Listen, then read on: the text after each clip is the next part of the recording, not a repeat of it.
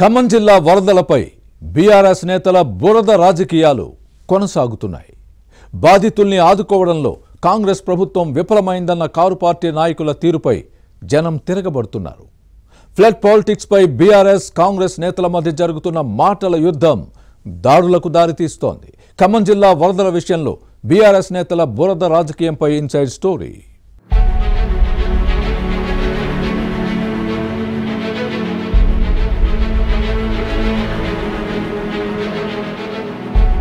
ఖమ్మం వరదలపై బురద రాజకీయం కొనసాగుతోంది. కాంగ్రెస్ బీఆర్ఎస్ నేతల మధ్య మాటల యుద్ధం దాడులకు దారితీస్తోంది. చరిత్రలు ఎన్నడూ చూడని ప్రకృతి విలయం జల ప్రళయం సృష్టించింది. సర్వం కోల్పోయిన జనం కట్టుబట్టలతో బయటపడ్డారు. తినటానికి తిండి, తాగేందుకు నీరు లేక బాధితులు అల్లాడుతున్న సమయంలో బీఆర్ఎస్ నేతలు ఈ అంశాన్ని రాజకీయం చేస్తున్నారు. మున్నేరు ఖమ్మంను ముంచెత్తింది. పాలేరు, మధిర నియోజకవర్గాల్లో నదులు, వాగులు పొంగాయి. ప్రజలు ఇబ్బందుల్లో ఉన్న సమయంలో బాధితులకు సహాయ కార్యక్రమాల అమల్లో ఉండగా ఉండాల్సిన పార్టీలు వరదలను రాజకీయం చేస్తున్నాయి.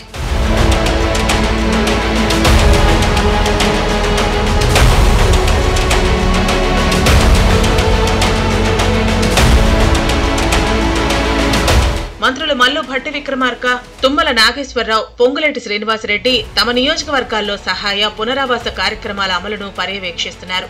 బాధితులకు ఆహారం, మంచినీరు అందేలా చూస్తున్నారు. మంత్రి పొంగులేటి బాధితులకు ధైర్యం చెబుతూ మోటార్ సైకిల్పై ప్రయాణిస్తున్న సమయంలో బైక్ స్కిడ్ అవడంతో కాలికి గాయమైంది. నాయకన్గూడెం వరద ముంపులో చిక్కుకున్న కుటుంబాన్ని కాపాడేందుకు పొంగులేటి చేయని ప్రయత్నం అంటూ లేదు. కానీ చివరకు ఆ ఫ్యామిలీ వరద నీటిలో కొట్టుకుపోవడంతో విషాదం మిగిలింది. దీంతో పొంగులేటి కన్నీటి పర్యంతమయ్యారు. ఉప ముఖ్యమంత్రి భట్టి విక్రమార్క అర్ధరాత్రి సైతం ట్రాక్టర్ నడుపుకుంటూ గ్రామాల్లో పర్యటించి వరద బాధితులకు అండగా ఉన్నారు. ఇక తుమ్మల నాగేశ్వరరావు అయితే మున్నేరు వంతెన దగ్గరే ఉండి సహాయ చర్యలు చేపట్టారు. మరోవైపు ముఖ్యమంత్రి రేవంత్ రెడ్డి ఎప్పటికప్పుడు జిల్లాకు చెందిన మంత్రులతో మాట్లాడుతూ సహాయక చర్యలపై అధికారులకు దిశానిర్దేశం చేస్తూ స్పష్టమైన ఆదేశాలిచ్చారు.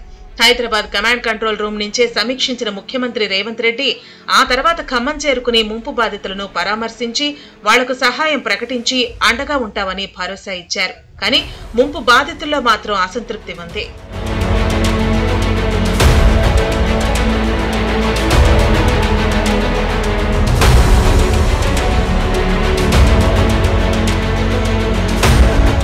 ఇక్కడే అసలు కథ మొదలైంది.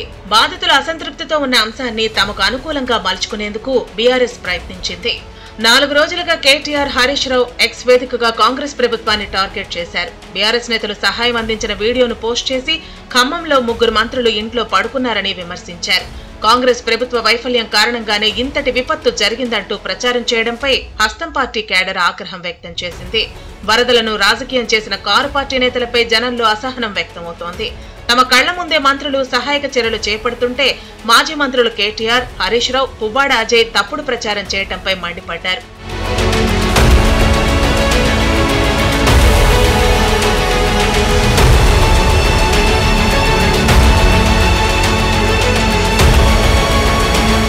ఈ పరిస్థితుల్లో బీఆర్ఎస్ మాజీ మంత్రులు హరీష్ రావు, సబితా ఇంద్రారెడ్డి, పువ్వాడ అజయ్, ఎమ్మెల్యేలు జగదీష్ రెడ్డి, పాడి కౌశిక్ రెడ్డి, మాజీ శాసనసభ్యుడు సండ్ర వెంకట వీరయ్య వరద ముంపు ప్రాంతాల్లో పర్యటించి రాజకీయాలు చేయటం విమర్శలకు తావిచ్చింది. బీఆర్ఎస్ ప్రభుత్వం అధికారంలో లేకపోవడంతోనే ఈ దుస్థితి వచ్చిందని, తాము పవర్లో ఉంటే ఇంకా మంచిగా ఆదుకునేవాళ్లం అంటూ బాధితులకు చెప్పే ప్రయత్నం చేశారు. గతంలో బీఆర్ఎస్ ప్రభుత్వం ఎంతో చేసిందని చెప్పి కాంగ్రెస్ ప్రభుత్వాన్ని టార్గెట్ చేశారు. దీంతో ఆగ్రహించిన స్థానికులు గతంలో కారు పార్టీ నేతలు చేసిందేమీ లేదని ఎదురుదాడికి దిగటంతో ఓదార్పు కోసం వచ్చిన నేతలు ఆత్మరక్షణలో పడాల్సి వచ్చింది. ఇప్పుడు ఏం మొహం పెట్టుకుని మళ్లీ వచ్చారంటూ బీఆర్ఎస్ నేతలను నిలదీశారు. దీంతో మీరు కాంగ్రెస్ కార్యకర్తల్లా మాట్లాడతారని మాజీ మంత్రులు అనటంతో అక్కడే ఉన్న హస్తం పార్టీ కేడర్ బీఆర్ఎస్ నేతలతో వాగ్వాదానికి దిగింది. ఇది చినికి గాలివానుగా మారి పరస్పర దాడులకు దారితీసింది. స్థానికంగా ఉన్న కొందరు యువకులు బీఆర్ఎస్ వాహనాలపై రాళ్లు రువ్వటంతో అద్దాలు పగిలాయి. దీంతో గులాబీ నేతలు అక్కడి నుంచి జారుకున్నారు. ఈ క్రమంలో ఎమ్మెల్యే పాడి కౌశిక్ రెడ్డి వాహనం ఢీకొనడంతో సంతోష్ రెడ్డి తీవ్రంగా గాయపడ్డారు. రాళ్ల దాడిలో మరో 2 తీవ్ర గాయాలయ్యాయి.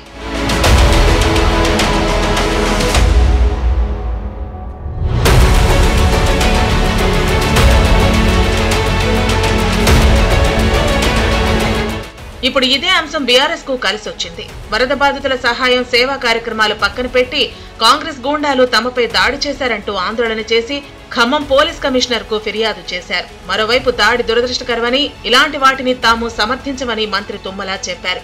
గొడవల ఫోటోలు, వీడియోలను సోషల్ మీడియాలో వైరల్ చేసే పనిలో బీఆర్ఎస్ నేతలు బిజీగా ఉన్నారు. వరదలపై బురద చల్లటం విమర్శలకు తావిస్తోంది.